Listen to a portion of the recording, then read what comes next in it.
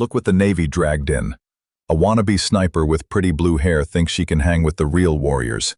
Kane Morrison's voice boomed across the morning mess hall like thunder before a storm. The 6'4" mountain of muscle in desert camo didn't just speak. He commanded attention with the kind of presence that made recruits step aside and officers take notice. His massive hand connected with Evelyn's shoulder, sending her stumbling forward. The metal tray exploded against the concrete floor, scrambled eggs and burnt toast scattering like shrapnel across the polished surface.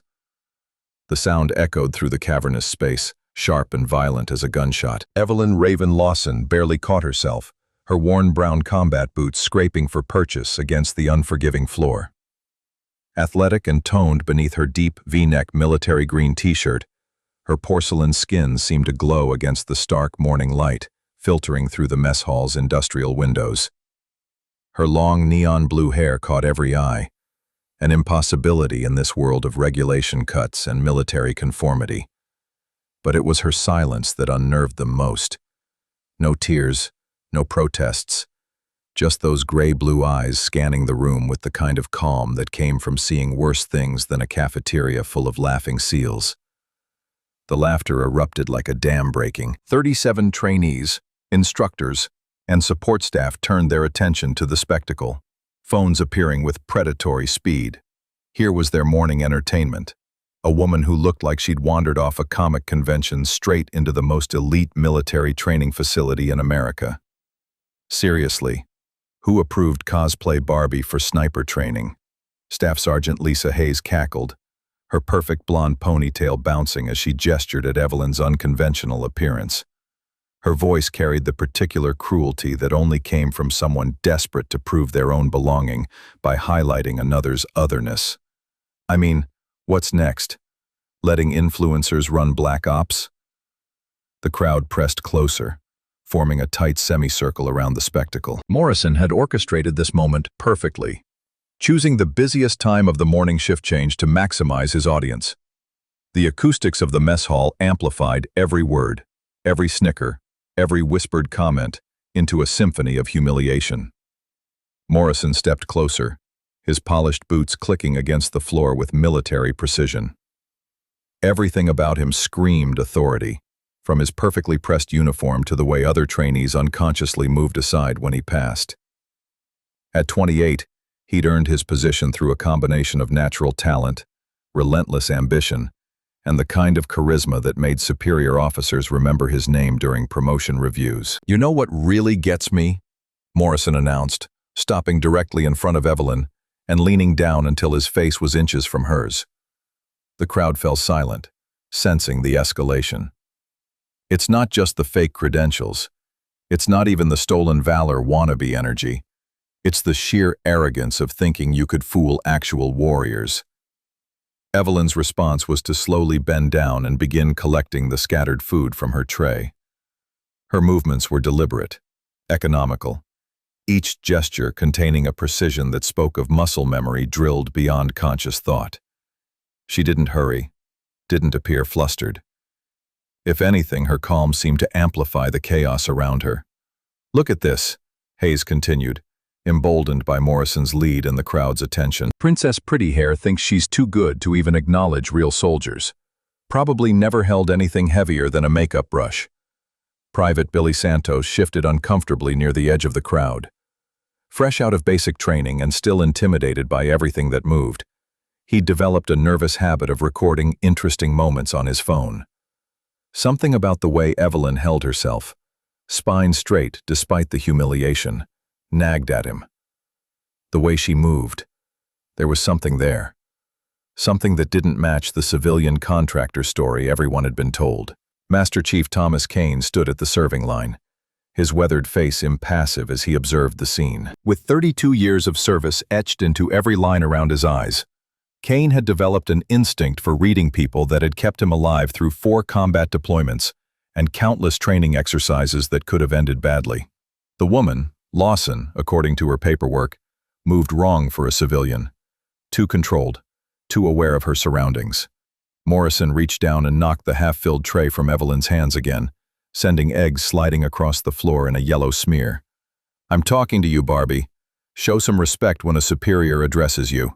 I heard you, Evelyn said quietly, her voice barely above a whisper but somehow carrying clearly through the mess hall. I just don't see anything worth responding to. The temperature in the room seemed to drop 10 degrees. Morrison's face flushed red, his jaw working as he processed what felt like the most direct challenge to his authority he'd faced since arriving at Coronado. Around them, the crowd pressed closer, sensing blood in the water. Excuse me? Morrison's voice had gone dangerously soft. Did you just... I said what I said. Evelyn straightened slowly, her gray-blue eyes meeting his without flinching. For a moment that stretched like eternity, they stared at each other across a gulf of assumptions and misunderstandings that would define everything that followed. Then Evelyn turned and walked away, leaving Morrison standing among the scattered food with his authority challenged and his audience watching for his response. Her boot prints tracked egg and toast crumbs across the pristine floor, marking her path like breadcrumbs in a fairy tale written by someone with a cruel sense of humor. The walk to the equipment cage should have taken 3 minutes. Evelyn made it in 2.5, her pace steady and unhurried despite the whispers that followed her like smoke. The morning sun slanted through the windows of Building 7, casting long shadows across the polished concrete floor. Weapon racks lined the walls, each rifle secured with regulation locks and tagged with inventory numbers that spoke of bureaucracy and accountability. Armorer First Class Rodriguez looked up from his clipboard as she approached, his expression shifting from professional courtesy to barely concealed amusement. Word traveled fast in a facility this size, and the mess hall incident had already made its way through unofficial channels.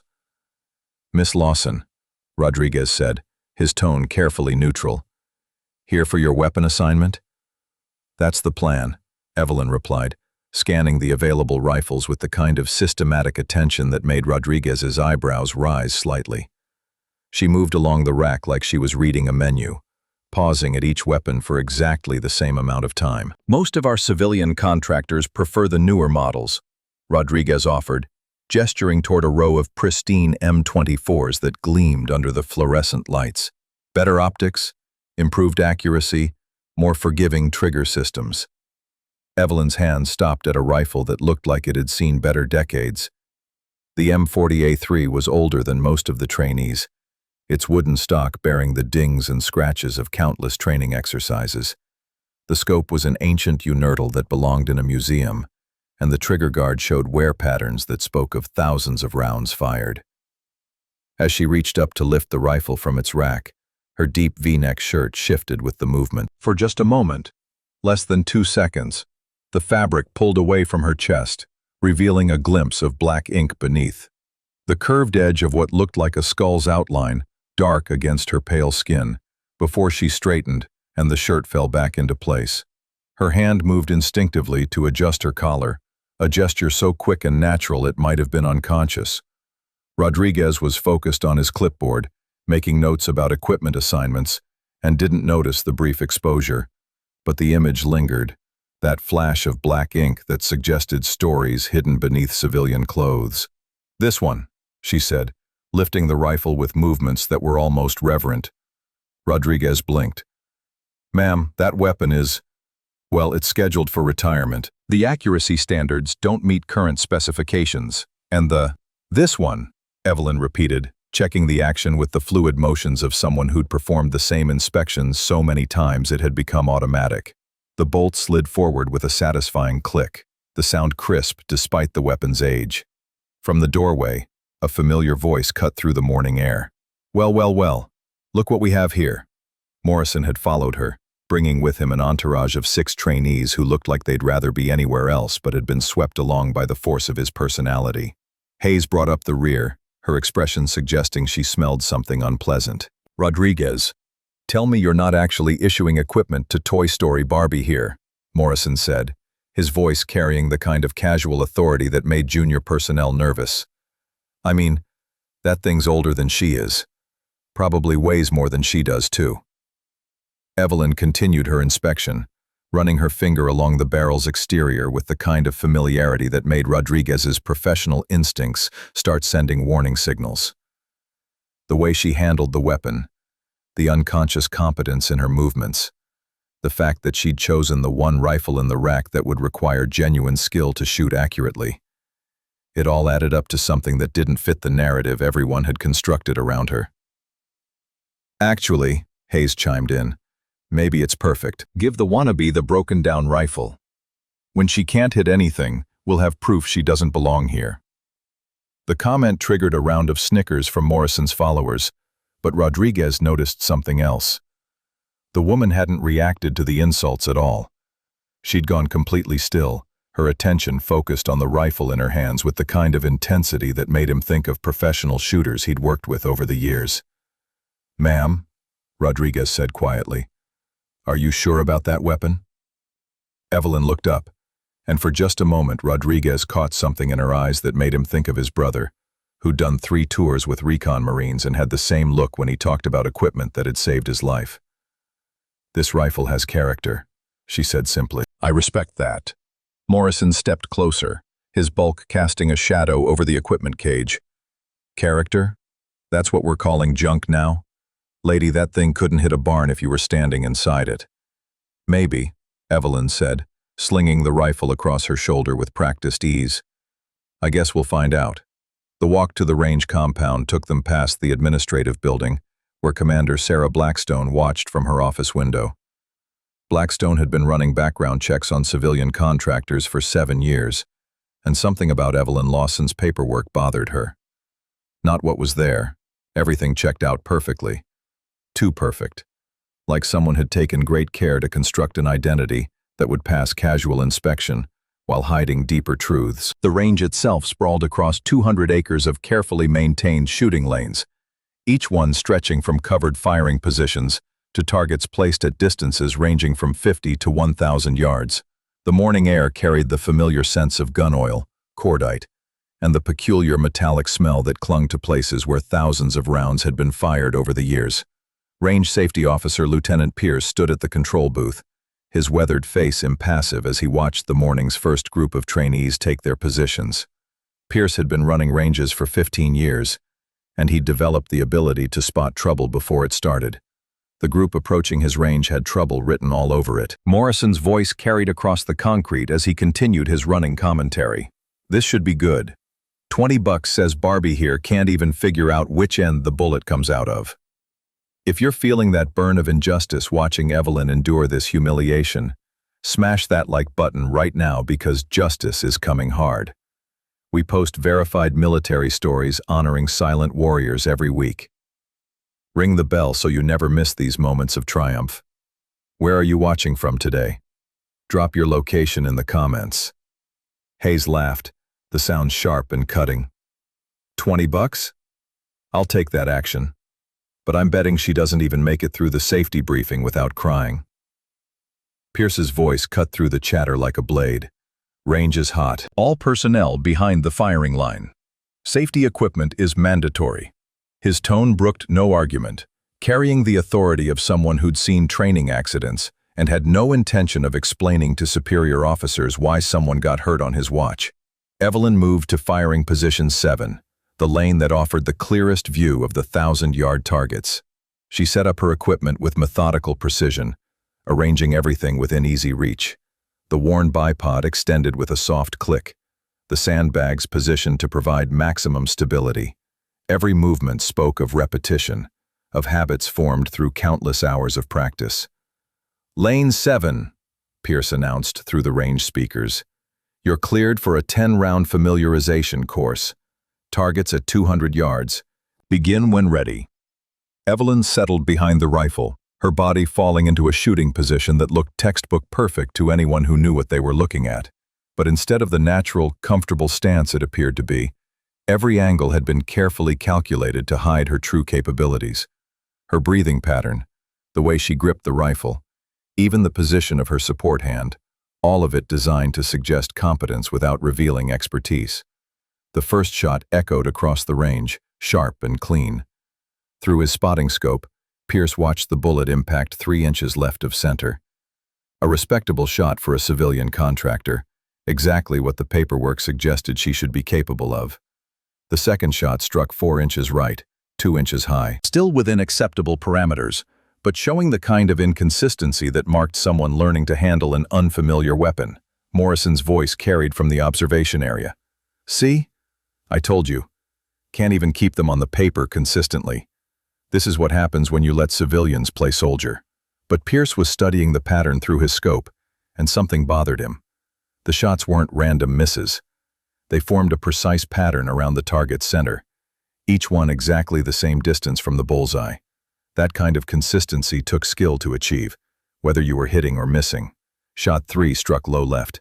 Shot 4, high right. Each impact formed another point in what was becoming an unmistakable pattern. A perfect circle around the target's center, each bullet placed with mathematical precision. In the observation booth, Kane set down his coffee and picked up his own spotting scope. 32 years of experience had taught him to recognize when something didn't add up, and what he was seeing through the scope made no sense. Nobody missed that precisely by accident.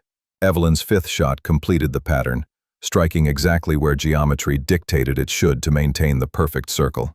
She worked the bolt with smooth efficiency, ejecting the spent brass in a gleaming arc that caught the morning sunlight. 5 more rounds, Pierce announced, though his voice carried a note of curiosity that hadn't been there before. Same target, same distance. The second string of shots produced an identical pattern, 5 bullets placed in a perfect circle around the target's center, each one exactly the same distance from the bullseye as its corresponding shot in the first string. The precision required to achieve such consistency while appearing to miss was staggering. Morrison's laughter died in his throat as he borrowed Pierce's scope and saw the pattern for himself. What the hell? Kane stepped up to the firing line, his weathered face thoughtful.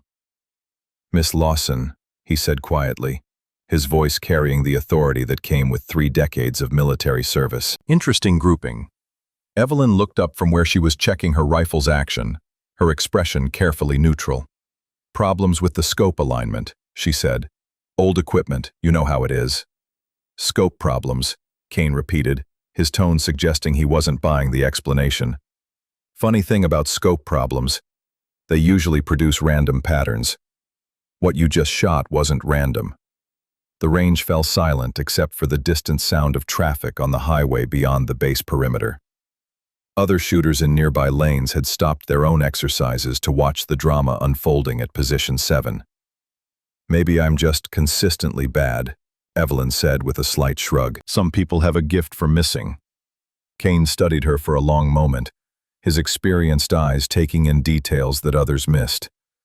The way she held herself, the unconscious competence in her handling of the weapon, the fact that she'd chosen the most difficult rifle on the rack and was shooting it like she'd been born with it in her hands.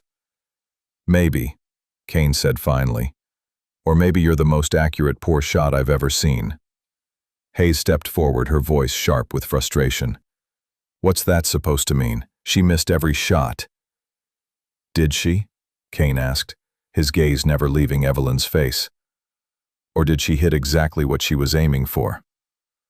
The question hung in the air like smoke from the rifle barrels, heavy with implications that no one wanted to examine too closely. Evelyn stood slowly, slinging the old rifle across her shoulder with the same practiced ease she'd shown in the equipment cage.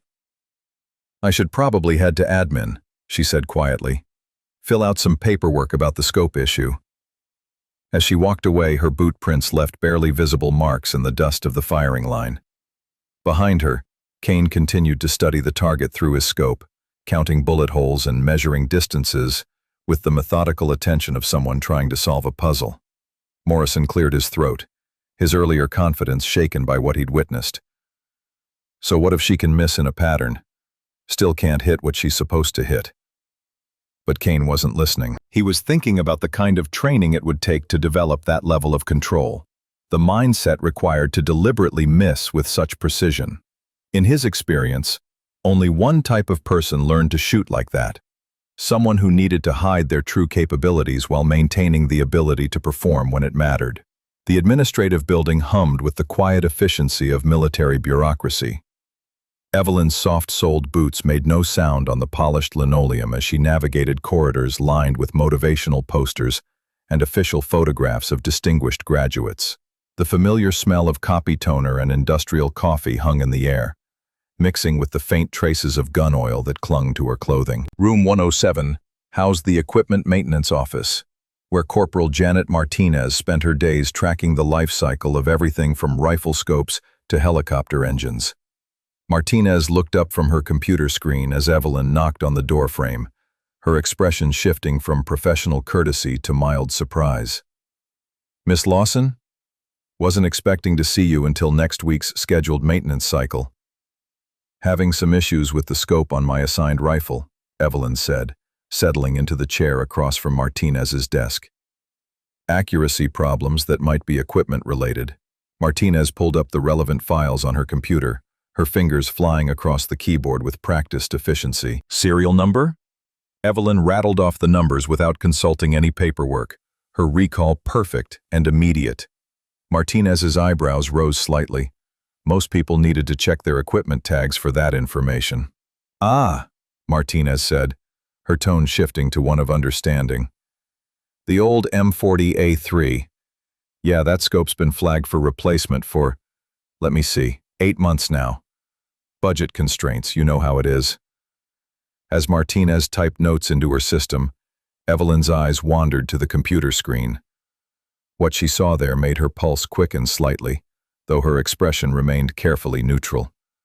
The maintenance database was using a security protocol she recognized, one typically reserved for facilities handling classified equipment. "Mind if I ask?" Evelyn said casually. "What system you're running there? Looks more sophisticated than standard inventory management." Martinez glanced at her screen, then back at Evelyn. "Oh, this? It's the new integrated logistics system. Tracks everything from procurement to disposal. Pretty slick, actually." She paused, studying Evelyn's face. "You familiar with logistics software?" "Gaming," Evelyn said with a slight smile. "I spend too much time playing military simulation games. Some of the interfaces look similar." The explanation seemed to satisfy Martinez, who turned back to her screen with renewed focus. But Evelyn had seen what she needed to see. The system architecture, the security protocols, the way information was structured and accessed. The pieces of a larger puzzle were starting to fall into place. 20 minutes later, Evelyn emerged from the administrative building with a work order for scope replacement and a head full of information that didn't belong to a civilian contractor. The morning sun had climbed higher, casting shorter shadows across the training facility's network of buildings and obstacle courses. Her next stop was the equipment storage facility, a massive warehouse where everything from uniforms to communications gear was sorted, maintained, and distributed. The building's climate control system hummed quietly, maintaining the precise temperature and humidity levels required to preserve sensitive electronics and optical equipment. Evelyn checked the encrypted communication device, the same military-grade technology special ops teams rely on in hostile territories. Advanced biometric security and satellite connectivity enable critical mission success even in complete radio blackout zones. Ruggedized screens withstand extreme battlefield conditions that destroy civilian electronics. In life-or-death situations, this tactical communication gear means the difference between mission success and catastrophic failure. Senior Chief Ramirez supervised the equipment inspection with the methodical attention of someone who'd seen what happened when gear failed at critical moments. His weathered hands moved over each piece of equipment, checking connections, testing functions, ensuring that everything met the exacting standards required for operations where failure wasn't an option. "New contractor?" Ramirez asked, as Evelyn approached the inspection station. His tone was professional but curious. Civilian contractors weren't usually assigned to handle sensitive equipment. "Evelyn Lawson," she replied, producing her credentials. "I'm supposed to be familiarizing myself with communications protocols." Ramirez studied her paperwork, then handed her a tactical radio that looked like it had survived several small wars. "Standard field radio," he explained. "Frequency hopping, encrypted transmission. Range of about 15 clicks in ideal conditions. Think you can handle it?" Evelyn turned the radio over in her hands, her fingers finding the controls with unconscious familiarity. She powered it on, cycled through the frequency settings, and performed a quick systems check with the smooth efficiency of someone who'd done it thousands of times before. "Seems straightforward," she said, though Ramirez caught the slight tremor in her voice as she handled equipment that clearly triggered some kind of emotional response. "You okay?" Ramirez asked, his tone gentler than before. "You look like you've seen a ghost." For a moment, Evelyn's carefully maintained composure cracked slightly. The radio in her hands was identical to the one she'd used during her last operation, the one that had crackled with desperate voices as everything went wrong in the mountains of Afghanistan. She could almost hear the static, the urgent calls for backup that would never come. "Just brings back memories," she said quietly, setting the radio down with excessive care. "I had a brother who served. These things always remind me of him." The lie came easily, polished smooth by repetition and necessity. Ramirez nodded understanding. Half the people who worked at the facility had military connections, and equipment often triggered unexpected emotional responses. "Want to take a break?" Ramirez offered. "We can continue this tomorrow if you need." "No," Evelyn said, her voice steadying. "I'm fine. Let's keep going." The inspection continued for another hour, Evelyn demonstrating competence with communications equipment, navigation systems, and field electronics that impressed Ramirez despite his years of experience. She handled each piece of gear with the kind of confidence that spoke of extensive training, though she was careful to ask questions that maintained her cover as a civilian contractor learning new skills. By the time she left the equipment facility, word of her unusual morning was spreading through unofficial channels. The precise missing at the rifle range, her familiarity with military equipment, the way she moved and carried herself. It all added up to something that didn't quite fit the story everyone had been told. The mess hall was nearly empty when Evelyn returned for lunch, the morning's incident having cleared most of the usual crowd. She selected a corner table that offered clear sight lines to all entrances, a habit so ingrained she didn't consciously think about it anymore. Morrison found her there 20 minutes later, his approach announced by the deliberate clicking of his polished boots against the floor. He'd brought Hayes and 2 other trainees with him, their expressions suggesting this was more than a casual social visit. "Well, if it isn't Annie Oakley," Morrison said, sliding uninvited into the seat across from her. "Heard you put on quite a show at the range this morning." Evelyn continued eating her salad, her expression carefully neutral. "Just working on my accuracy issues." "Accuracy issues," Hayes repeated, her tone dripping with skepticism. "Is that what we're calling it? Because what I heard was that you managed to miss every shot in exactly the same way. That takes talent." "Some people are gifted," Evelyn said quietly. "I'm gifted at missing." Morrison leaned forward, his presence imposing and clearly intended to intimidate. "You know what I think? I think you're playing games. I think you're hiding something, and I'm going to figure out what it is." The threat hung in the air between them, heavy with promise and menace. Around the mess hall, other diners had noticed the confrontation and were watching with the kind of fascinated attention that came with witnessing drama unfold in real time. "I'm not hiding anything," Evelyn said, her voice steady despite the tension crackling through the air. "I'm just a civilian contractor trying to do my job." "Right," Morrison said, his tone making it clear he didn't believe a word of it. "Just a regular civilian who happens to handle military equipment like she's been doing it for years. Just a regular civilian who can miss targets with mathematical precision." He stood abruptly, his chair scraping against the floor with a sound like fingernails on a chalkboard. "I'm watching you, Lawson. Every move, every mistake, every little thing that doesn't add up. And when I figure out what your game is, I'm going to make sure everyone knows about it." The group departed as suddenly as they'd arrived, leaving Evelyn alone with her salad and the weight of their suspicion. She continued eating with mechanical precision, but her mind was racing through contingencies and exit strategies. Across the facility, Master Chief Kane was having his own concerns. The afternoon briefing in Conference Room B brought together the senior staff responsible for training operations, and Kane's report about the morning's range session had generated more questions than answers. "So you're telling me," Commander Blackstone said, her tone carefully controlled, that this civilian contractor managed to place 10 rounds in 2 perfect circles around the target center, but couldn't actually hit the target itself? That's exactly what I'm telling you, Kane replied. And in 32 years of running ranges, I've never seen anything like it. The level of control required to miss that precisely. It's not something you learn by accident. Lieutenant Pierce nodded agreement from his position near the window. I've seen competitive shooters who couldn't maintain that kind of consistency. What she did this morning was either impossible luck or incredible skill disguised as incompetence. Blackstone made a note on her tablet, her expression thoughtful. Have we completed the background verification on Miss Lawson? Standard civilian screening came back clean, reported Administrative Officer Captain Williams. Previous employment history checks out, references are solid, no red flags in the security clearance process. Maybe too clean, Kane suggested. Sometimes the most suspicious thing about a background is when there's nothing suspicious about it. The comment triggered a moment of silence as the implications sank in. In a facility where paranoia was a survival trait and attention to detail could mean the difference between successful operations and catastrophic failures, Kane's instincts carried considerable weight. I want a deeper dive, Blackstone decided. Full background investigation, not just the standard contractor screening.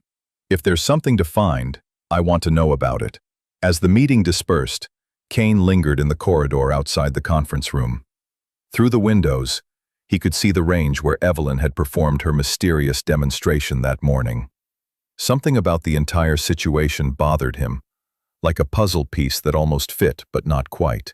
The afternoon training session took place in the Simulation Center, a high-tech facility designed to replicate combat conditions without the risks associated with live ammunition.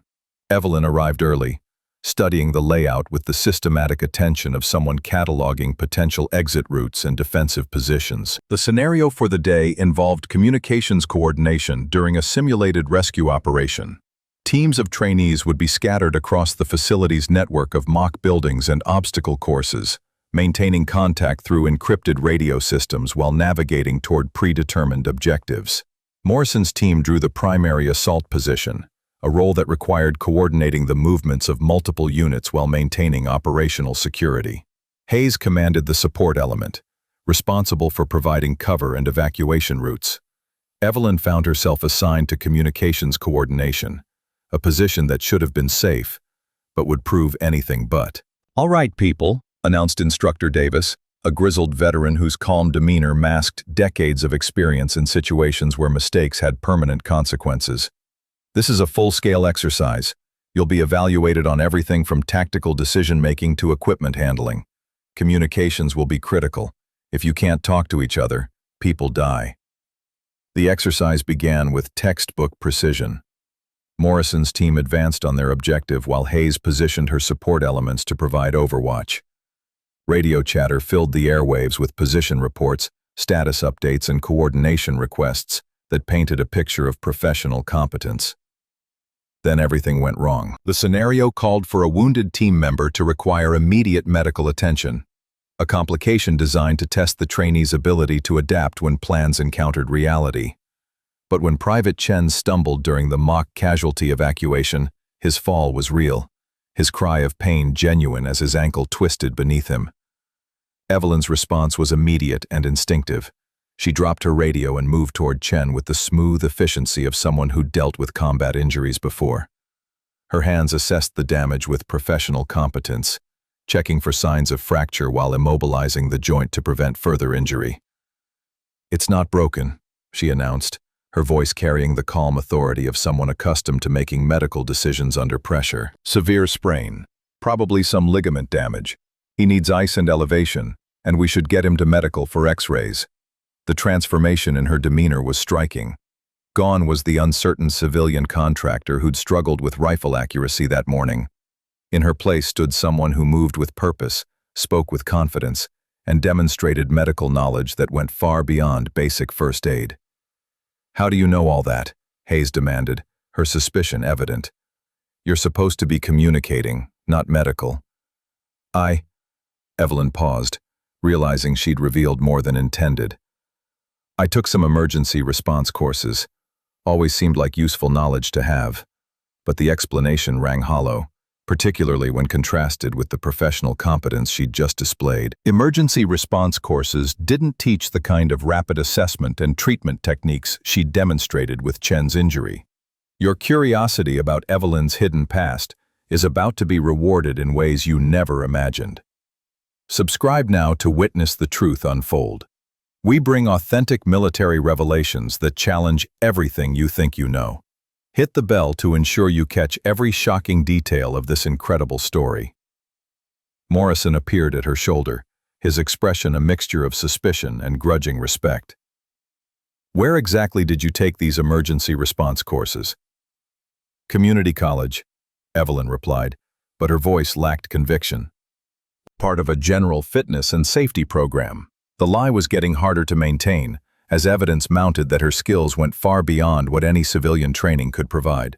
Around them, other trainees watched with growing curiosity as the mystery of Evelyn Lawson deepened. Davis called for a medical team to evaluate Chen's injury, and the exercise was suspended while proper treatment was arranged. As they waited for paramedics, conversation inevitably turned to Evelyn's unexpected medical competence. That was pretty impressive, admitted Rodriguez, one of Morrison's teammates. Most people would have panicked when they saw him go down like that. Some people just handle emergencies better than others, Evelyn said, but even she seemed to realize how inadequate the explanation sounded. Kane arrived as the paramedics were loading Chen into their ambulance, his weathered face thoughtful as he observed the scene. Heard there was some quick thinking that prevented a more serious injury, he said, his gaze finding Evelyn in the crowd. Just basic first aid, Evelyn replied, but Kane caught the slight tremor in her voice that suggested deeper currents running beneath the surface. Funny thing about first aid, Kane observed. Most people learn it from books and videos, but there's a difference between knowing what to do and knowing how to do it under pressure. What you showed today was the second kind. The comment landed with uncomfortable accuracy, highlighting the gap between Evelyn's supposed background and her demonstrated capabilities. Around them, the assembled trainees watched the exchange with the fascination of people witnessing a mystery unfold in real time. As the medical team departed with Chen, Davis called for the exercise to resume, but the dynamic had shifted, with Evelyn now occupying a position of reluctant attention that she clearly didn't want. The remainder of the afternoon passed without major incident, though Evelyn's every action was now subject to scrutiny from her fellow trainees. Her radio procedures were flawless, her coordination skills superior to most of the military personnel present, and her tactical awareness consistently impressed the instructors. By the time evening approached, word of her mysterious competence had spread throughout the facility. The woman who'd arrived as a civilian contractor with unusual hair and questionable credentials was beginning to resemble someone with extensive military training, who was trying very hard not to show it. The evening briefing in Conference Room C brought together the day's instructors and senior staff for their usual after-action review. Tonight, however, most of the discussion centered on a single topic: Evelyn Lawson, and the growing collection of inconsistencies surrounding her presence at the facility. The medical response was textbook perfect, Davis reported. She assessed the injury, applied appropriate treatment, and made correct decisions about follow-up care. That's not civilian first aid training. That's advanced combat medicine. Kane nodded agreement. Combined with this morning's shooting demonstration, we're looking at someone with skills that don't match her paperwork. Either she's the most naturally gifted civilian contractor we've ever seen, or she's something else entirely. Commander Blackstone listened to the reports with growing concern. Her own investigation into Evelyn's background had revealed exactly what everyone expected to find: a perfectly normal civilian contractor with appropriate credentials and clean references. But perfection itself was suspicious when contrasted with the very real skills being demonstrated. I want to accelerate the background investigation, Blackstone decided. Full military databases, not just civilian records. If she's former military, I want to know about it. Ma'am, Williams interjected, our civilian contractor protocols don't typically include military background checks unless there's specific cause for concern. Consider this specific cause, Blackstone replied. Someone with her skill set doesn't appear out of nowhere. Either she's exactly what she claims to be, and we're dealing with a remarkable coincidence, or she's hiding something that we need to know about. As the briefing concluded, Kane remained behind to study the day's reports. 32 years of military service had taught him to trust his instincts, and every instinct he possessed was telling him that Evelyn Lawson represented something that didn't fit the normal patterns. The evening meal took place in a mess hall, buzzing with conversation about the day's events. Evelyn chose a table in the corner, hoping to avoid attention, but found herself the subject of curious glances and whispered discussions from every direction. Morrison approached with his usual entourage, but his demeanor had shifted from outright hostility to suspicious curiosity. "So, Lawson," he said, settling into the seat across from her without invitation. "Quite a day you've had." "Just doing my job," Evelyn replied, focusing on her meal with deliberate attention. "Right," Morrison said. "Your job, which apparently includes expert medical care, advanced radio procedures, and the ability to miss targets with mathematical precision. That's quite a skill set for a civilian contractor." Hayes leaned forward, her expression sharp with interest. "You know what I think? I think you're military, former military, trying to blend in with the civilians for some reason." The accusation hung in the air like smoke, heavy with implications that made everyone at the table uncomfortable. Evelyn continued eating, but her shoulders tensed slightly, betraying the first sign of stress she'd shown all day. "I'm not military," she said quietly. "Never have been."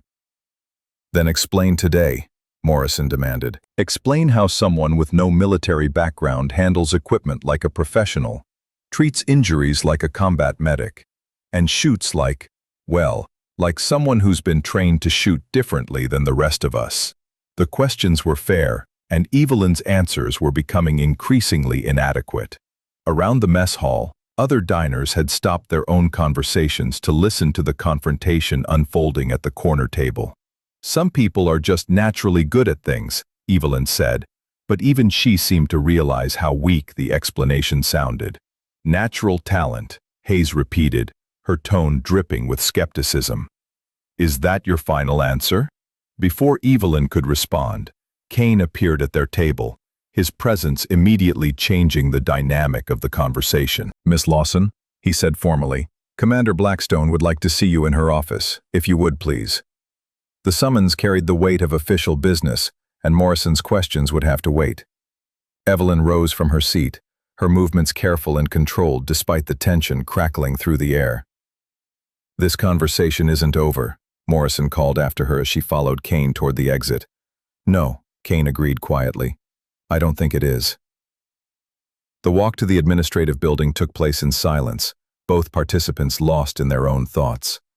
Kane's weathered face revealed nothing of his intentions, while Evelyn's expression had settled into the carefully neutral mask she'd worn throughout her time at the facility. Commander Blackstone's office occupied the corner of the second floor, its windows offering clear views of the training facilities where Evelyn had spent her mysterious day. The office itself reflected its occupant's personality, organized, efficient, and decorated with the kind of military memorabilia that spoke of a career built on attention to detail. "Miss Lawson," Blackstone said, gesturing toward the chair across from her desk. "Please, have a seat."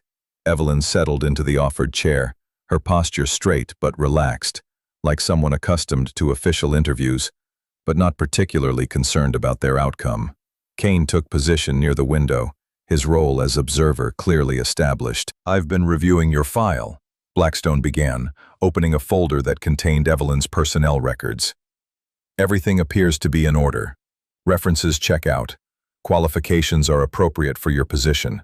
Security clearance processed without issues." "That's good to hear," Evelyn replied, her tone carefully neutral.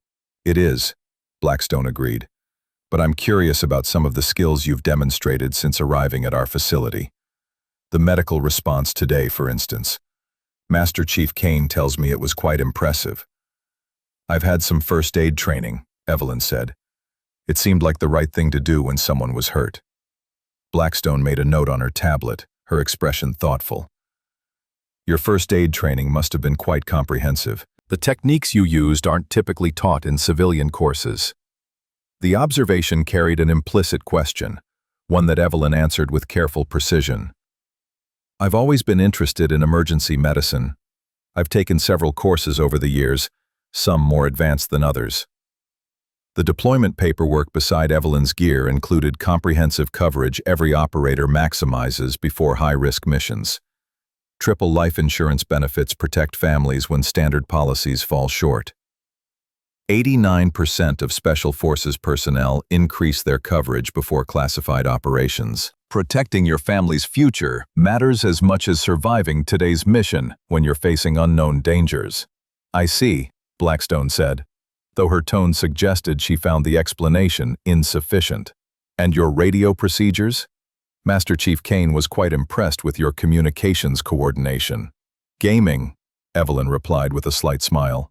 "I spend a lot of time playing military simulation games. Some of them are remarkably realistic."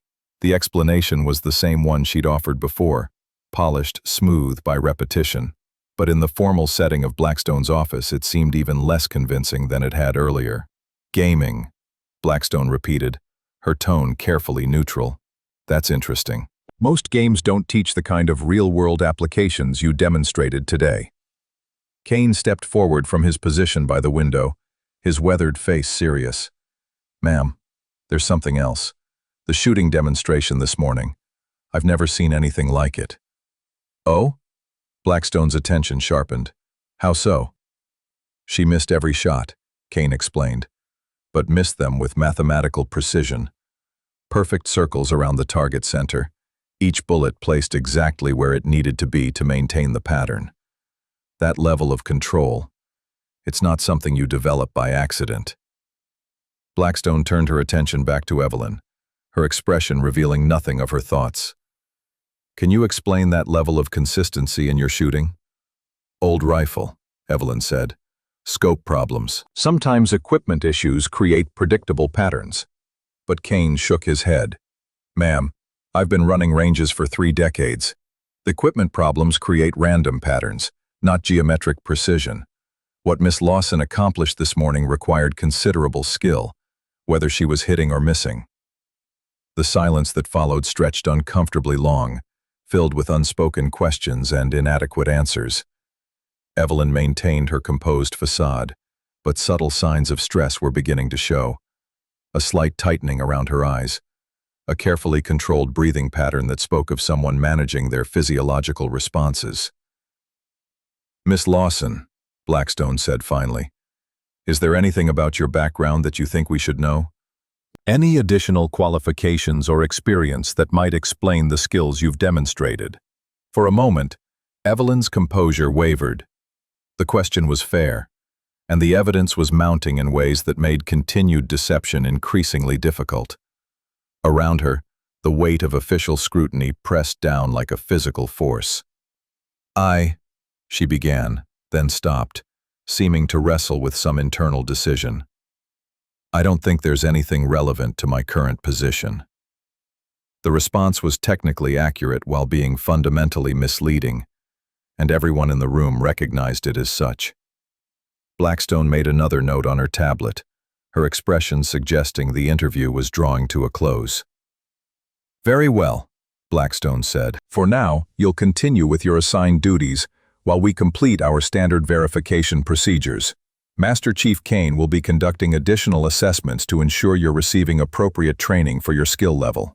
The dismissal was polite but firm, carrying the implicit message that Evelyn's activities would be subject to increased scrutiny. As she rose to leave, Kane's voice stopped her at the door. "Miss Lawson," he said quietly, "a word of advice. In my experience, the truth has a way of coming out eventually. It's usually easier when it comes out on your own terms." Evelyn paused in the doorway, her back to the room, her shoulders tense with the weight of secrets she couldn't share. "I'll keep that in mind, Master Chief." As the door closed behind her, Blackstone and Kane exchanged glances heavy with shared understanding. Whatever Evelyn Lawson's true story might be, it was clear that the version they'd been given was incomplete at best. "What's your assessment?" Blackstone asked. Kane moved to the window, watching Evelyn's figure disappear into the evening shadows. 32 years of experience says she's military, former military with advanced training in multiple specialties. The question is why she's hiding it. And the answer to that question? Could be anything, Kane admitted. Career change, personal reasons, or something more complicated. But people don't develop those skills in civilian first aid courses and gaming sessions. She's had professional training. Probably extensive professional training. Blackstone nodded, her decision already made. I want that background investigation expedited. Full military personnel records, not just the standard civilian databases. If she's former military, I want to know which branch, what specialty, and why she's here under civilian credentials. The conversation was interrupted by a sharp knock on the door. "Come in," Blackstone called. Lieutenant Pierce entered, his expression urgent. "Ma'am, sorry to interrupt, but we've got a situation developing in the simulation center. One of the training scenarios has gone wrong, and we need all available personnel." "What kind of situation?" Kane asked, immediately alert. "Equipment malfunctioned during a close-quarters combat exercise," Pierce explained. "Live rounds got mixed with blanks in one of the weapons. We've got injured personnel and a potential active shooter situation until we can account for all ammunition." Blackstone was already reaching for her radio. "How many casualties?" "At least 3 confirmed wounded, possibly more. The exercise is taking place in the confined spaces of Building 12, which limits our response options. We need tactical medics and anyone with experience in hostage rescue scenarios." Kane was moving toward the door before Pierce finished speaking. "Ma'am, with your permission, I'd like to coordinate the response from the scene." "Granted," Blackstone said. "Take whoever you need." As they prepared to leave, Pierce hesitated. "Ma'am, there's one more thing. Miss Lawson was in the building when the incident occurred. Last radio contact placed her in the communications center on the 2nd floor. The information hit Kane like a physical blow. In a building with live rounds and panicked personnel, a civilian contractor would be more liability than asset. Unless, of course, that civilian contractor wasn't actually civilian. "Time to find out what Miss Lawson is really made of," Kane muttered as they rushed toward the simulation center. Building 12 rose from the training complex like a concrete monument to military preparedness. 4 stories of reinforced construction, designed to withstand explosions and small arms fire, while providing realistic training environments for urban combat scenarios.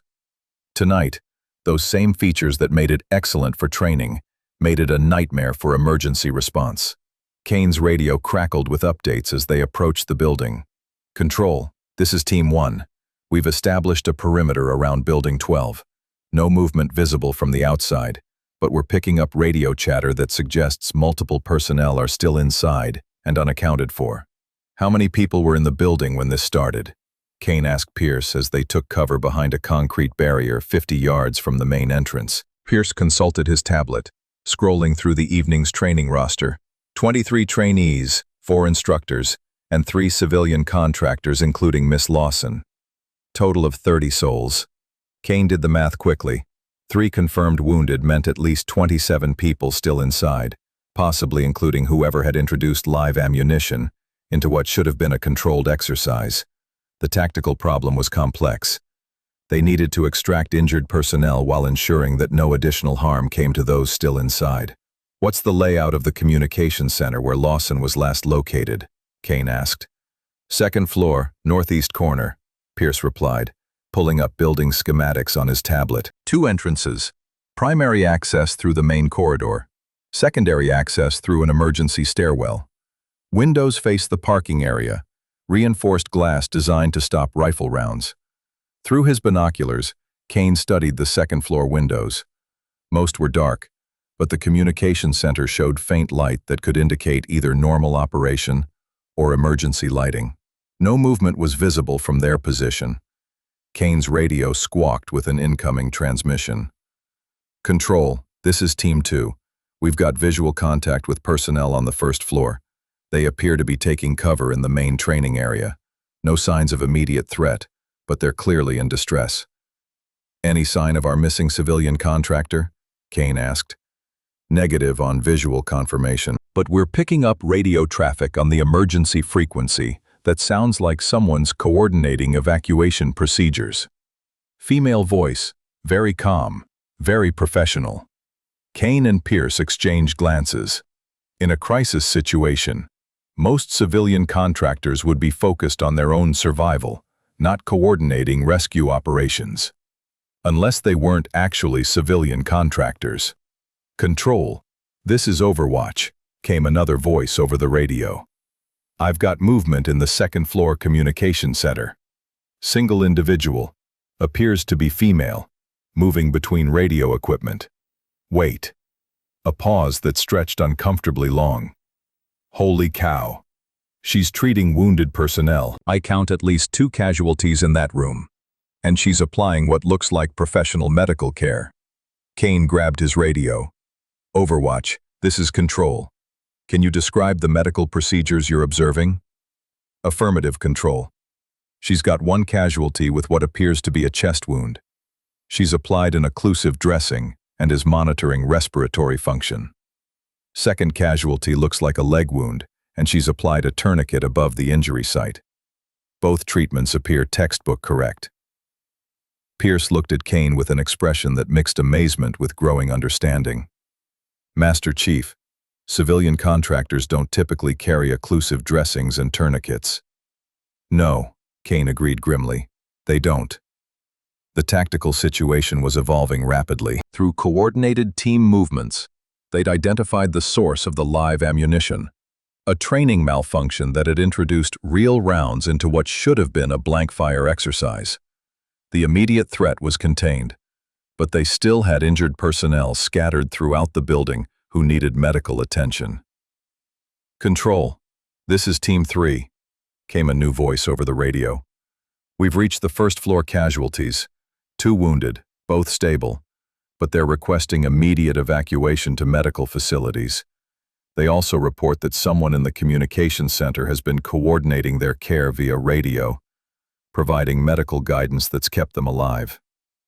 Kane was beginning to understand what they were dealing with. The mysterious civilian contractor who couldn't hit targets during qualification was apparently running triage and medical coordination for a building full of injured personnel. The same woman who claimed her medical knowledge came from community college courses was applying trauma care techniques that took years of training to master. Evelyn reviewed the advanced certification program, Military Sniper to Civilian Security Pathway. 18 months transforms combat expertise into high-paying professional careers. 87% placement rate with starting salaries exceeding 6 figures. This specialized certification program converts elite warriors into sought-after professionals in corporate security and federal law enforcement roles. "We need to get into that communication center," Kane decided. "If she's got wounded personnel up there, they need proper medical evacuation." The entry team moved with practiced precision, clearing each floor methodically while maintaining radio contact with the communication center. As they approached the second-floor corridor, Kane could hear voices through the reinforced door. One male voice weak with pain, one female voice steady and calm, providing reassurance and medical instruction. Kane knocked sharply on the door. "Miss Lawson, this is Master Chief Kane. We're here to provide assistance." The door opened immediately, revealing Evelyn Lawson in a way that no one at the facility had seen her before. Her civilian clothes were stained with blood, her hair was pulled back in a tight bun, and her gray-blue eyes held the focused intensity of someone who'd been making life-and-death decisions for the past hour. Behind her, 2 wounded trainees lay on improvised gurneys made from communication equipment and emergency blankets. Both had been treated with professional competence that would have impressed combat medics with years of experience. "Master Chief," Evelyn said, her voice carrying none of the uncertainty she'd shown throughout the day. "I've got 2 casualties requiring immediate evacuation. Trainee Morrison has a through-and-through gunshot wound to the upper chest. No vital organ involvement, but he's lost significant blood. Trainee Hayes has a compound fracture of the left tibia, with moderate bleeding that's been controlled." Kane stepped into the room, taking in the scene with professional assessment. Medical supplies that should have taken trained personnel minutes to locate had been organized with military efficiency. Radio equipment had been configured to maintain contact with rescue teams while monitoring medical communications. Everything spoke of someone who'd dealt with casualty situations before. "Miss Lawson, Kane said quietly. Where did you learn to set up a combat aid station? For the first time all day, Evelyn's composure cracked completely. The weight of maintaining her cover while people's lives hung in the balance had finally overwhelmed her ability to maintain the deception. Her shoulders sagged slightly, and when she looked at Kane, he saw exhaustion and resignation in her eyes. She began, then stopped, looking at the wounded trainees who were depending on her care. Morrison was conscious but pale, his breathing shallow but steady. Hayes was drifting in and out of consciousness, her leg immobilized in a field splint that showed textbook-perfect technique. Master Chief, Evelyn said finally, can we evacuate the casualties first? Then I'll answer any questions you have. Kane nodded, understanding that whatever secrets Evelyn was hiding, her priority remained the welfare of the people under her care. Team 2, this is Control. We need immediate medical evacuation for 2 casualties, second-floor communication center. Prepare for urgent transport. As the medical team prepared the wounded for evacuation, Kane observed Evelyn's interactions with the injured trainees. Her touch was gentle but confident, her voice steady and reassuring. When Morrison grabbed her hand as the stretcher team arrived, she squeezed back with the kind of comfort that came from someone who'd held the hands of dying soldiers. You saved my life, Morrison whispered, his earlier hostility completely forgotten. I'm sorry about this morning. I'm sorry about everything. Don't worry about it, Evelyn replied softly. Just focus on getting better. Hayes was semi-conscious but managed to focus on Evelyn's face as she was prepared for transport. You're not really civilian, are you? She mumbled through the haze of pain medication. Evelyn was quiet for a moment, then leaned down to speak directly into Hayes's ear. Get some rest, Lisa. Everything's going to be okay. As the medical teams departed with their patients, Kane found himself alone with Evelyn in the communication center. Emergency lighting cast stark shadows across the room, highlighting the organized chaos of medical supplies and communication equipment that told the story of the past hour. Miss Lawson, Kane said quietly, I think it's time we had an honest conversation. Evelyn nodded, suddenly looking older than her apparent years. The adrenaline that had sustained her through the crisis was wearing off, leaving behind the bone-deep fatigue that came with making decisions that meant the difference between life and death. I suppose it is, she agreed. Kane gestured toward the window that looked out over the training complex. You know, in 32 years of military service, I've seen a lot of people under pressure. Most fold when lives are on the line. Some rise to the occasion. Very few perform like they've been there before. Maybe I just handle emergencies well, Evelyn said, but there was no conviction left in the old explanation. Maybe, Kane agreed. Or maybe you're someone who's been in emergencies like this before. Maybe you're someone who's had to set up aid stations under fire, who's had to make triage decisions when there weren't enough medics to go around, who's had to hold the hands of dying soldiers while calling in casualty reports. The accuracy of his description hit Evelyn like a physical blow. For a moment, her carefully maintained mask slipped completely, and Kane saw something in her eyes that he recognized from his own mirror. The weight of command decisions that haunted long after the shooting stopped. I can't, she whispered, her voice barely audible. I can't talk about that. Can't or won't? Kane asked gently. Can't, Evelyn repeated, and Kane heard the pain in her voice that spoke of secrets protected by more than personal choice. There are some stories that aren't mine to tell. Kane nodded understanding. In his experience, the people who said they couldn't talk about their service usually had the most important stories to tell, and the best reasons for keeping them secret. Miss Lawson, Kane said formally, as of this moment, you're relieved of all civilian contractor duties. Report to Commander Blackstone's office at 0800 tomorrow morning for reassignment. Evelyn looked up sharply, fear flickering across her features. Reassignment? To the advanced training cadre, Kane clarified. We can use someone with your medical expertise and crisis management skills.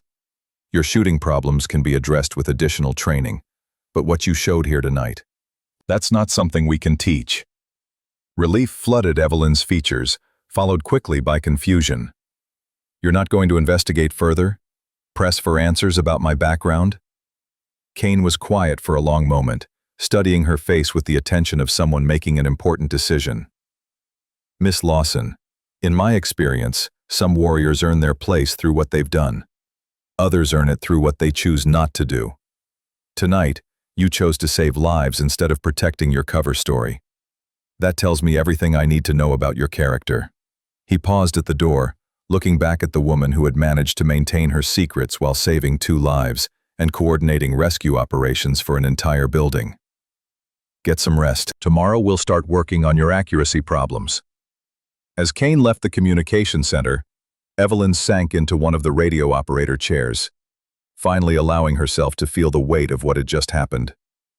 Her cover hadn't been blown, but it had certainly been bent to the breaking point.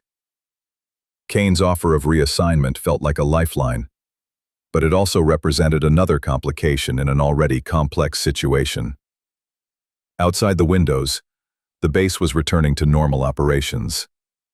Emergency vehicles were departing, lights and sirens fading into the distance. The crisis was over, but Evelyn knew that her time as an anonymous civilian contractor had ended with Morrison's blood on her hands, and Hayes's life hanging in the balance. Tomorrow would bring new challenges, new questions, and new opportunities for the truth to surface. But tonight, she allowed herself a moment of honest reflection on the day that had changed everything. The morning's humiliation in the mess hall seemed like it had happened to a different person. The woman who had deliberately missed targets to hide her capabilities felt like a stranger. In the space of a few hours, she'd been forced to reveal skills that she'd spent months learning to conceal. But as she looked at the blood-stained equipment and improvised medical supplies that had saved 2 lives, Evelyn felt something she hadn't experienced in a long time. A sense that she was where she belonged, doing work that mattered. The skull tattoo hidden beneath her shirt seemed to pulse with its own heartbeat, a reminder of operations that couldn't be discussed, and missions that officially never happened. But tonight, for the first time since arriving at the facility, the weight of those secrets felt bearable. Captain Elena Raven Lawson, 512 confirmed kills, Phantom Ridge Recon Unit, officially killed in action Helmand Province 2017, had spent the day learning that some truths couldn't stay buried forever. But Evelyn Lawson, civilian contractor with mysterious medical skills and unusual shooting patterns, had also learned that sometimes the truth found ways to serve without being spoken. As the emergency lighting dimmed and normal illumination returned to the communication center, Evelyn began the careful work of destroying evidence of capabilities she couldn't afford to officially possess. Medical supplies were repacked, radio equipment was reset to standard configurations, and the organized efficiency that had saved lives was carefully disguised as the kind of chaos that any civilian might create during a crisis. By the time security personnel arrived to secure the scene, they found nothing more than what they expected: a shaken civilian contractor who had done her best to help in an emergency situation. The professional medical care that had kept 2 people alive would be attributed to good instincts and basic first aid training. The coordination of rescue operations would be credited to luck and clear thinking under pressure. But Master Chief Kane knew better, and tomorrow morning at 0800, Evelyn Lawson would begin the next phase of a game that was far from over. The truth about Phantom Ridge would remain classified. The story of Captain Elena Raven Lawson would stay buried in files that civilian contractors weren't supposed to know existed. But the skills that had kept her alive through operations in places that didn't officially have American personnel, those skills had found a new purpose. And in the morning, when the base awakened to stories of heroism and quick thinking that had prevented tragedy, no one would suspect that the quiet woman with blue hair had once been the most feared sniper in the most classified unit in American military history. The game was far from over, but the rules had changed in ways that no one could have predicted when the day began with scattered eggs and cruel laughter in a military mess hall. Some secrets, Evelyn reflected as she prepared to leave the communication center, were worth keeping. Others were worth protecting through careful revelation, and a very few were worth dying for. But tonight, surrounded by the evidence of lives saved and missions accomplished, she understood that the most important secrets were the ones that found ways to serve even when they couldn't be spoken. The transformation from Evelyn Lawson, mysterious civilian contractor, to someone who belonged in the world of military professionals, had taken exactly one crisis. But the price of that transformation was the constant vigilance required to ensure that her deepest secrets remained exactly that, secret. Tomorrow would bring new challenges and new opportunities to serve without revealing the full truth. But tonight had proven that even the most carefully constructed identities could bend without breaking when lives hung in the balance. As she walked through the corridors of Building 12, past the scenes where emergency responders had worked to save lives and secure the scene, Evelyn allowed herself a moment of satisfaction. The day that had begun with humiliation and mockery had ended with respect earned through actions rather than words. But the most important victory wasn't the recognition she'd gained. It was the knowledge that she could still serve, still make a difference, still be the person she'd trained to become, even while hiding the proof of who she'd been. The skull tattoo beneath her shirt told stories of operations that would never be acknowledged, missions that officially never happened, and sacrifices that would never be publicly honored. But tonight, those same skills and instincts had found a new purpose that didn't require official recognition or public acknowledgement. Sometimes, Evelyn reflected as she finally made her way back to her temporary quarters, the greatest victories were the ones that no one ever heard about.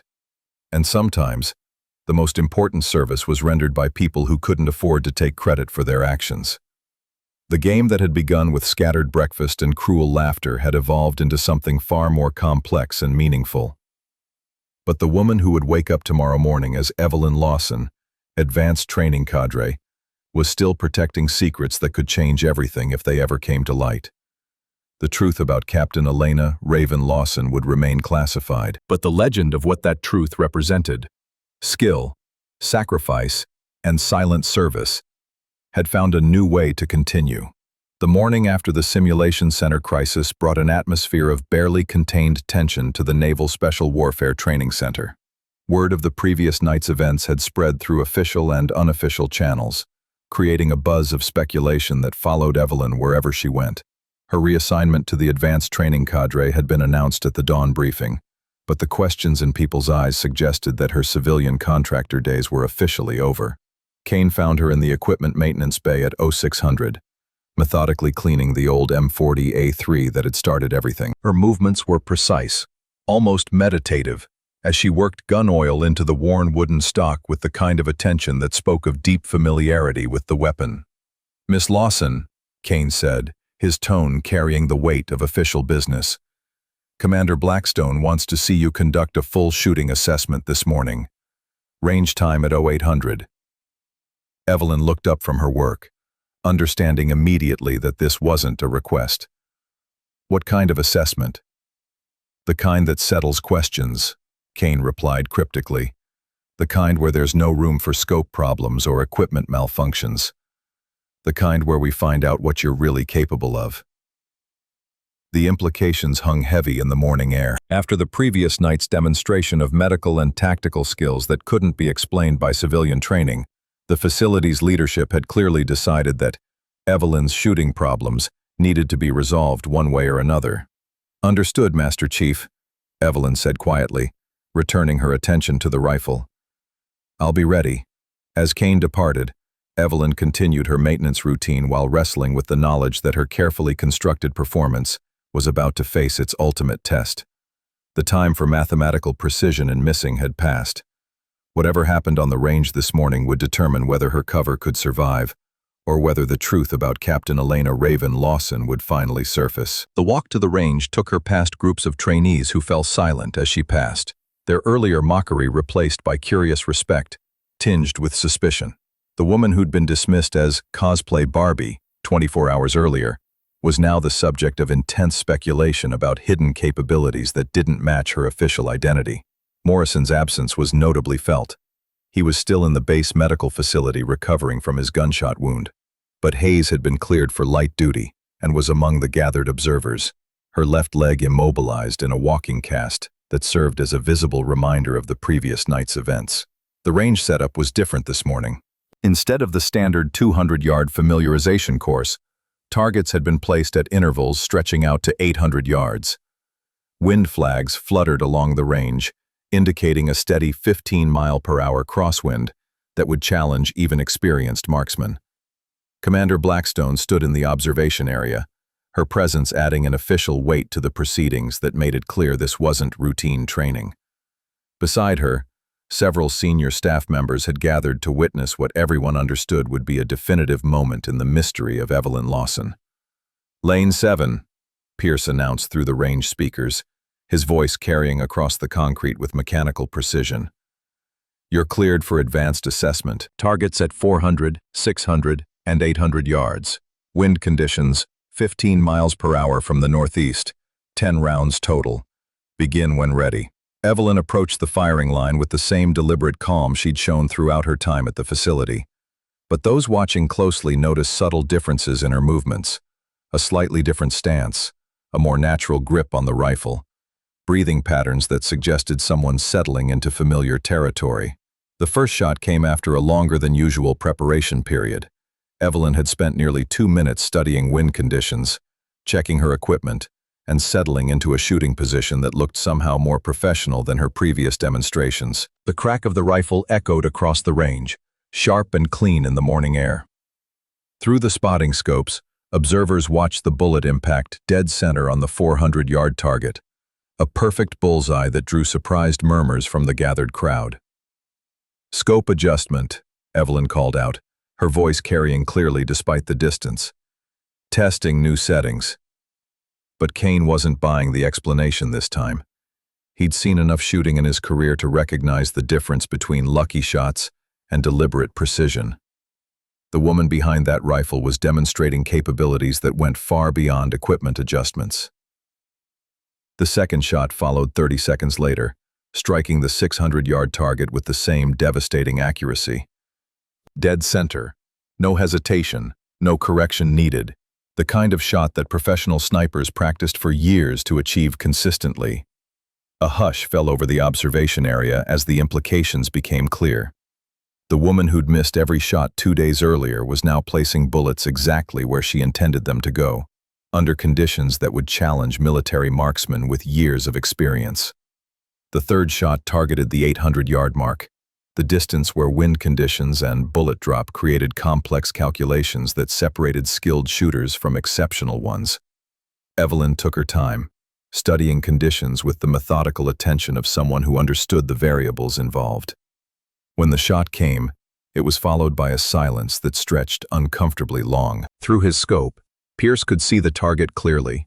Another perfect center hit that defied explanation under the existing narrative of civilian contractor with accuracy problems. "Control, this is observation," came a voice over the radio. "Can you confirm that target hit? Looks like dead center from here."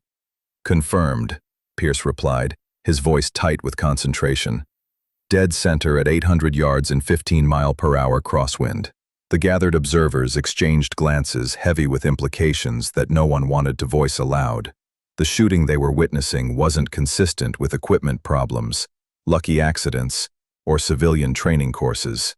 It was the kind of precision that took years of professional development to achieve. Evelyn continued her demonstration with methodical efficiency, placing 7 more rounds with devastating accuracy across all 3 target distances. Each shot was perfect, each placement exactly where the laws of ballistics dictated it should be under the prevailing conditions. But it was the manner of her shooting that caught the attention of the experienced military personnel watching.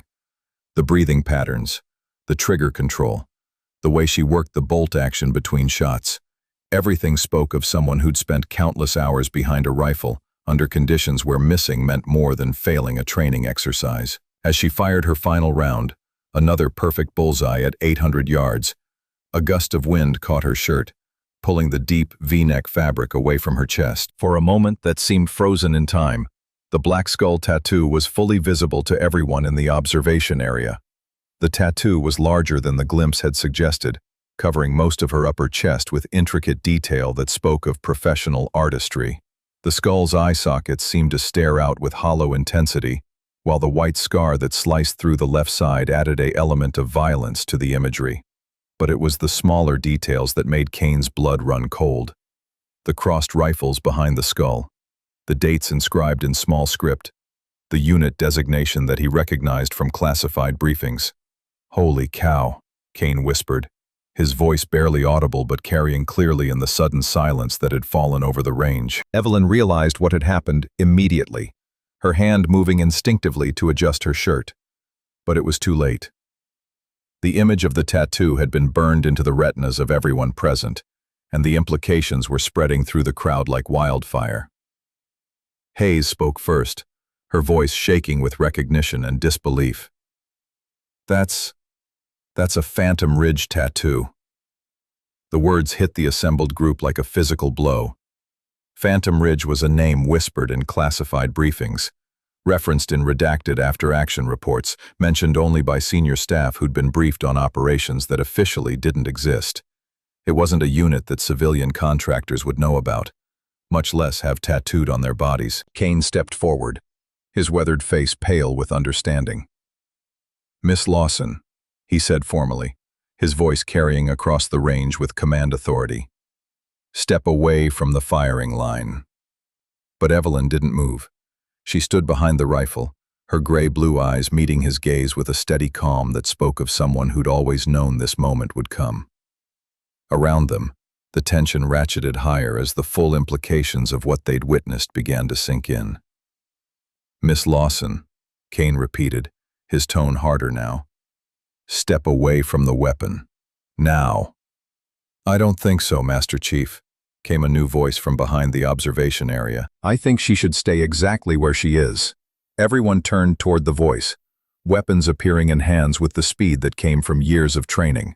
But the figure approaching the range wore the unmistakable bearing of someone accustomed to being obeyed, his stride confident, despite the dozen weapons now tracking his movement. The man was tall, lean, with the kind of weathered features that spoke of years spent in harsh climates under difficult conditions. His civilian clothes couldn't disguise the military bearing that marked him as clearly as a uniform, and his eyes held the same distant focus that Kane recognized in his own mirror. "Marcus Rivera," Kane said, recognition dawning. "You're supposed to be dead." Rivera smiled, the expression containing no warmth. "So is she. But here we are, having a reunion on a Navy range in front of people who aren't cleared to know we exist."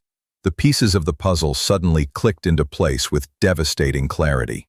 Rivera, Ghost Rivera from the classified briefings, the Phantom Ridge operative who'd been declared killed in action during the same operation that had claimed Evelyn's official life. If he was here, if he was alive, then everything about the past few days took on a completely different meaning. "Hello, Raven," Rivera said, his attention turning to Evelyn with an intensity that made everyone else on the range step back involuntarily. "Miss me?" Evelyn's response was to shift her position slightly, the movement subtle but unmistakable to anyone who understood tactical positioning. The rifle that had been pointed down range was now angled in a direction that could cover multiple positions, including Rivera's approach route. "Ghost," she acknowledged, her voice carrying none of the uncertainty she'd shown throughout her time at the facility. "You always did have a flair for dramatic timing." "Had to make sure you were really back," Rivera replied, his own positioning suggesting someone prepared for violence despite the public setting. "Had to make sure it was really you, and not some elaborate operation to flush out survivors." Kane found his voice, though it came out rougher than intended. "Someone want to explain what the hell is happening here?" Rivera's attention shifted to Kane, his expression suggesting someone evaluating potential threats. "What's happening, Master Chief, is that you've been hosting a ghost. Captain Elena Raven Lawson, Phantom Ridge Recon Unit, 512 confirmed kills. Officially killed in action Helmand Province, 2017. The statistics hit the assembled group like successive blows from a sledgehammer. 512 confirmed kills was a number that belonged in history books, not attached to the quiet woman with blue hair who'd been dismissed as a wannabe sniper just days earlier. "That's impossible," Hayes said, her voice barely above a whisper. "She can't hit anything. We saw her miss every shot." "Did you?" Rivera asked, his tone suggesting someone who found the entire situation amusing. "Or did you see exactly what she wanted you to see?" Raven always was the best at controlled demonstrations. Commander Blackstone stepped forward, her command presence asserting itself, despite the unprecedented nature of the situation. "Mr. Rivera, you're on a military installation without authorization. Whatever your history with Miss Lawson, this matter will be handled through proper channels." Rivera's laughter was sharp and bitter. "Proper channels? Commander, there are no proper channels for people like us. We exist in the spaces between proper channels, in the gaps where official policy meets operational necessity." He gestured toward Evelyn, who remained motionless behind her rifle. "She came here for a reason, not to hide, not to retire, but to accomplish something. The question is whether you're going to help her, or whether I'm going to have to extract her from another failed operation. If that file revelation just shocked you to your core, subscribe immediately, because the biggest surprise is still coming. Our channel exposes hidden military heroes whose stories deserve to be told. Ring the bell to witness the full truth about Phantom Ridge." The standoff stretched uncomfortably long, weapons trained in multiple directions, tensions escalating toward a breaking point that could only end badly for everyone involved. But it was Evelyn who broke the silence, her voice carrying the kind of authority that came from someone accustomed to making decisions under pressure. "Stand down," she said, though it wasn't clear who she was addressing. "All of you, stand down." She slowly lifted her hands away from the rifle, her movements deliberate and unthreatening. But even disarmed, her presence on the range had transformed from that of a confused civilian contractor to something altogether more dangerous. "My name is Elena Lawson," she said, her voice carrying clearly across the range. "I am not now, nor have I ever been, a civilian contractor. I am a captain in the United States Army, assigned to classified operations under Phantom Ridge authorization." The admission hit the assembled group like a physical force.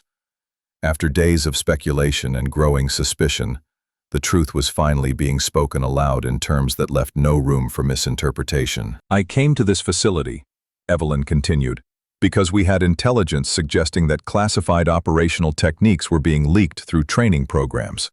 Someone with access to Phantom Ridge methodologies was selling information to hostile actors." Kane stepped closer, his expression grim with understanding. "You were investigating us." "I was investigating everyone," Evelyn corrected. "Every instructor, every trainee, every civilian contractor, every support staff member who had access to advanced training protocols. The leak could have come from anywhere." Rivera nodded approval. Classic Raven. Hide in plain sight.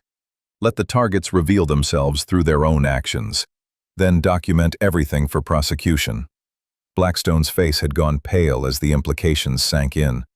"The shooting demonstration, the medical response, everything you've done here, was designed to test reactions and capabilities," Evelyn confirmed. "To see who recognized techniques they shouldn't know, who asked questions they shouldn't ask, who had access to information they shouldn't possess." The revelation recontextualized everything that had happened over the past few days. The deliberate missing that had drawn attention, the medical competence that had raised questions, even the crisis response that had revealed her true capabilities. All of it had been orchestrated to flush out security breaches in the training program. "So who's the leak?" Kane asked, though something in his expression suggested he might already know the answer. Evelyn's gaze moved through the assembled group, finally settling on a figure at the edge of the observation area who'd been trying to blend into the background since Rivera's arrival. Administrative Officer Captain Williams stood frozen, his face a mask of barely controlled panic. "Captain Williams," Evelyn said, her voice carrying the kind of quiet authority that made everyone on the range turn to stare at the accused man. "Would you care to explain why you've been accessing Phantom Ridge training files for the past 8 months?" Williams tried to run. It was an instinctive response born of desperation and panic, but he made it less than 10 yards before Rivera's tackle brought him down hard on the concrete. The impact drove the air from Williams' lungs in a whoosh that echoed across the range. "Marcus Rivera," Rivera announced formally as he secured Williams with zip ties that seemed to appear from nowhere. "Phantom Ridge Recovery Specialist. Captain Williams, you're under arrest for violation of the Espionage Act, unauthorized access to classified materials, and conspiracy to provide aid and comfort to enemies of the United States. The arrest happened with the smooth efficiency of people who'd done it before. Williams's protests and denials were ignored, as Rivera conducted a professional search that produced several electronic devices, encrypted storage media, and documentation that clearly didn't belong in the possession of an administrative officer. Kane watched the proceedings with the fascination of someone witnessing the conclusion of a mystery he'd been trying to solve. "How long have you known? About Williams specifically?" 3 days, Evelyn replied, finally stepping away from the rifle that had started everything. "About the leak in general? We've been tracking information flows for 6 months. Williams was selling training methodologies to private military contractors who were using them to train foreign nationals." Blackstone appeared at Kane's shoulder, her expression mixing relief with embarrassment. "The background investigation we ordered would never have found anything," Rivera confirmed. "Raven's credentials are perfect because they're real. She is exactly what her paperwork says she is, a military officer assigned to classified operations. The civilian contractor story was operational cover. As Williams was led away by military police who'd appeared with impressive speed, the crowd of observers began to disperse. The mystery of Evelyn Lawson had been solved, but the solution raised as many questions as it answered. Hayes approached Evelyn hesitantly, her expression mixing gratitude with awe. "You saved my life last night, even though it meant risking your cover." "Lives always come first," Evelyn replied simply. "That's not negotiable." "Will you stay?" Hayes asked. "Will you continue training here?" Evelyn looked around the range where her carefully constructed cover had finally been stripped away. The old M40A3 still sat on the firing line, its worn wood and scratched metal telling stories of countless training exercises. But the woman who'd chosen that rifle to hide her capabilities was gone, replaced by someone whose true identity carried responsibilities that civilian contractors didn't face. Evelyn reviewed the Advanced Certification Program, Military Sniper to Civilian Security Pathway. 18 months transforms combat expertise into high-paying professional careers. 87% placement rate with starting salaries exceeding 6 figures. This specialized certification program converts elite warriors into sought-after professionals in corporate security and federal law enforcement roles. "That depends," Evelyn said finally, "on what comes next." Rivera approached, his expression serious despite the successful conclusion of their operation. "Command wants to see you. Both of us. There's been developments." "What kind of developments?" Evelyn asked, though something in Rivera's tone suggested she might not want to know the answer. "The kind that require Phantom Ridge to come out of retirement," Rivera replied grimly. "The kind that mean our official deaths might have been premature." Kane stepped forward, his weathered face thoughtful. "Miss Lawson, Captain Lawson, whatever you decide about the future, you've earned your place here. What you accomplished in the past few days, what you did last night, that's the kind of service that makes a difference." Evelyn nodded acknowledgement, but her attention was focused on Rivera and the implications of his presence. Phantom Ridge had been disbanded after the Helmand operation, its members officially killed in action to protect the classified nature of their work. If Command was considering reactivation, it meant threats had emerged that required capabilities that didn't officially exist. "How many others?" she asked Rivera quietly. 7 confirmed survivors, Rivera replied. 3 more possibles who haven't been located yet. Command wants to brief the team on emerging threats that require our particular skill set. The conversation was taking place in front of an audience that wasn't cleared to hear such discussions. But the operational necessities outweighed security concerns. Williams' arrest had blown operational covers that could never be reconstructed, making concealment pointless. Feeling that satisfaction of justice served cold? Subscribe for more stories where quiet competence destroys loud ignorance. We showcase real military vindication every week. The bell guarantees you'll never miss another underdog triumph that'll leave you cheering. "Master Chief," Evelyn said, turning back the cane with an expression that mixed regret with determination. "Thank you for your patience with my deception.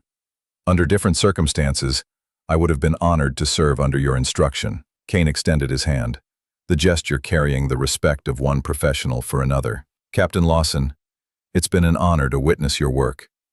Whatever comes next, you carry yourself like a warrior. The handshake lasted longer than protocol required, both participants understanding that they were saying goodbye to possibilities that circumstances wouldn't allow to develop. Kane had offered Evelyn a place in the training cadre, but larger forces were already pulling her toward responsibilities that training instructors didn't face.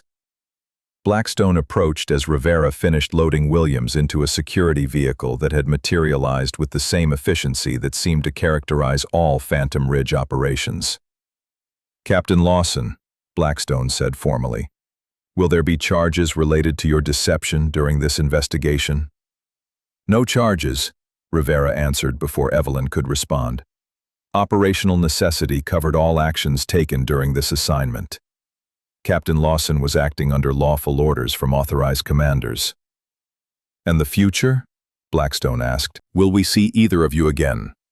Evelyn looked around the facility that had been her home for the past few days, taking in the ranges where she'd hidden her capabilities, the buildings where she'd saved lives, the people who'd come to know her as someone she wasn't, but had learned to respect for who she might be. "Commander," she said finally, "people like us don't really retire. We just find new ways to serve." Rivera gestured toward a black SUV that had appeared at the range entrance, its windows tinted, and its license plates carrying the kind of official markings that discouraged questions. "Time to go, Raven. Command doesn't like to be kept waiting." As they walked toward the vehicle, Hayes called out from behind them. "Captain, what you said about quiet competence, will you remember that?" Evelyn paused at the SUV's door, looking back at the assembled group that represented everything she'd learned to value about military service. Professional competence, mutual respect, willingness to sacrifice for others, all the qualities that had drawn her to special operations in the first place. "Silent competence always defeats loud ignorance," she said, her voice carrying clearly across the range.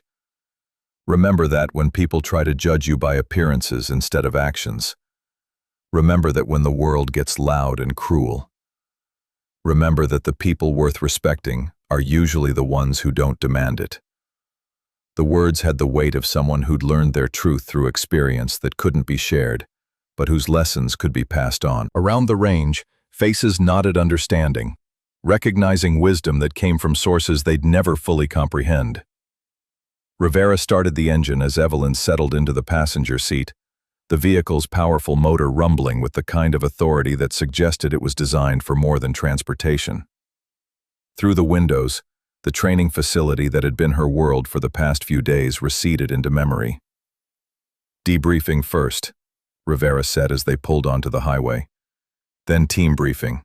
Then we find out whether Phantom Ridge still has work to do in a world that officially forgot we existed." "Any hints about the mission?" Evelyn asked, settling back into the familiar rhythm of operational planning. "Remember the intelligence networks we disrupted in Syria?" Rivera replied grimly. "Turns out we didn't disrupt them as thoroughly as we thought. They've regrouped, evolved, adapted. And they've got capabilities now that require our particular expertise to counter." The implications settled over Evelyn like a familiar weight. Phantom Ridge had been created to handle operations that conventional forces couldn't touch, missions that required capabilities that didn't officially exist. If Command was considering reactivation, it meant enemies had emerged that required the same shadowy response. "How long do we have?" she asked. "Briefings in 6 hours," Rivera replied. "Mission launch in 72 hours if the team accepts activation." The timeline was tight, but Evelyn had learned to function within the compressed schedules that characterized special operations. 3 days to transition from Evelyn Lawson, civilian contractor, to Captain Elena Raven Lawson, Phantom Ridge sniper, back to active duty in operations that would never be acknowledged. "Any regrets about the facility?" Rivera asked, glancing at her as they merged into traffic that would carry them toward responsibilities that civilian life couldn't imagine. Evelyn considered the question carefully. The past few days had shown her possibilities she'd forgotten existed. The satisfaction of teaching, the camaraderie of professional military service, the simple pleasure of being respected for competence rather than feared for capabilities. Some, she admitted. Kane offered me a position with the training cadre. Hayes was beginning to understand what real strength looks like. Even Morrison learned something about judging people by appearances. But, Rivera prompted. But there's work that only we can do, Evelyn finished. And until that work is finished, people like Kane and Hayes and Morrison need people like us to do it. Rivera nodded, understanding. It was the eternal burden of special operations. The knowledge that their sacrifice protected a world that couldn't acknowledge their existence. The people they saved would never know their names.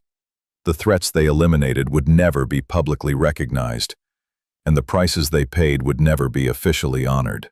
But in a training facility in Coronado, a master chief named Kane would remember the civilian contractor who demonstrated that competence came in unexpected packages.